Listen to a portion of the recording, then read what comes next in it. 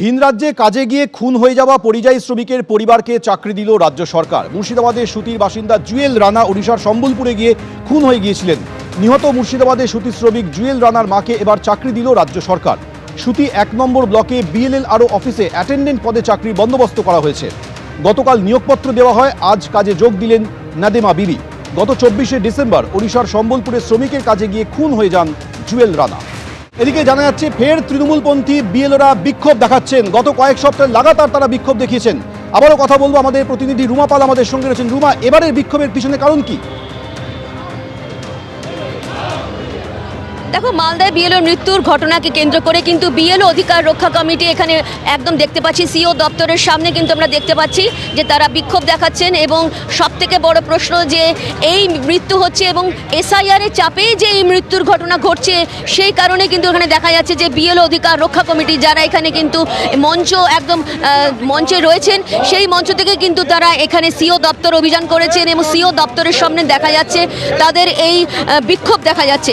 এবং তাদের বক্তব্য, যেভাবে এসআইআরের চাপে একের পর এক বিএলওদের মৃত্যুর ঘটনা ঘটেছে, আত্মহত্যার ঘটনা ঘটেছে, সেক্ষেত্রে কিন্তু কমিশন কোনো ব্যবস্থা বা তাদের দিক দিয়ে কোনো তারা ব্যবস্থা নেয়নি। কিন্তু অন্যদিকে কমিশনের বক্তব্য, এতদিন পর্যন্ত যে বিএলওদের যে মৃত্যুর ঘটনা বা আত্মহত্যার ঘটনা সামনে এসেছে, সেক্ষেত্রে কিন্তু কোনো রিপোর্টই কিন্তু কমিশনে জমা পড়েনি।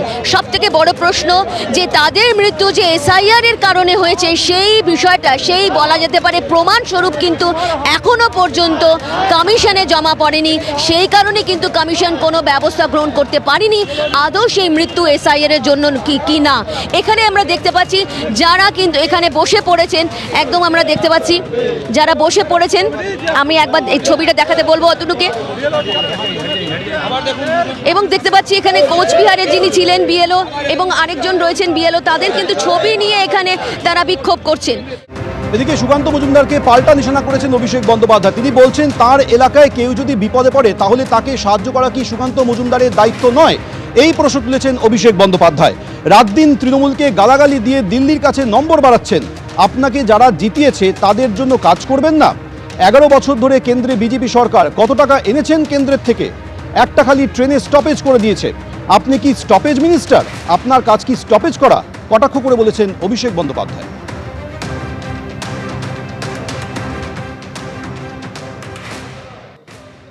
যদি বাংলা বিরোধী না হয়, আগে তো সুকান্ত মজুমদারকে শোকজ করা উচিত। যে বিনা কারণে এই দুজনকে 7 মাস ফেরাবে কে? সুকান্ত মজুমদার ফেরাবে? বিজেপি ফেরাবে? কোনো দোষ করলো কেউ, আইনের পথে চলবে, কারোর কিছু বলার নেই। দোষটা কি? আমি বাংলায় কথা বলি, এরা বাংলায় কথা বললে যদি 7 মাস জেলে থাকলে সুকান্ত মজুমদার কেন থাকবে না? কেন থাকবে না? আপনারা দিল্লি গেলে হিন্দিতে কথা বলেন, এখানে কিসে কথা বলেন? তৃণমূল সাংসদ দেব এবং ক্রিকেটার মোহাম্মদ সামিকে এসআইআর এর শুনানিতে ডাকা হয়েছে, কিন্তু কেন ডাকা হয়েছে তার ব্যাখ্যা দিয়েছে নির্বাচন কমিশন। অসম্পূর্ণ ফর্মের জন্যই দেব এবং সামিকে ডাকা হয়েছে। দেব এবং সামিকে এসআইআর শুনানিতে তলব নিয়ে নির্বাচন কমিশন এমন দাবি করেছে বলে সূত্রের খবর। এই নিয়ে গতকাল দেব কি বলেছিলেন শুনুন। ডাক পেয়েছে, আমাকে বিএলআরও ফোন করেছিল যে আমার নোটিশ আসবে বলে। আমি একটা কথা পরিষ্কার বলতে চাইছি, হ্যাঁ, আমি ইন্ডিয়ান, ভারতীয়। আমার দেশে যেটা ল অফ দ্য ল্যান্ড হবে সেটা আমাকে ফলো করতে হবে। এটা যদি ল অফ দ্য ল্যান্ড হয় তো আমি ফলো করবো। সেটার জন্য আমার ব্যক্তিগতভাবে আমার অ্যাজ সাচ কিছু বলার নেই। এবিপি আনন্দ, এগিয়ে থাকে, এগিয়ে রাখে।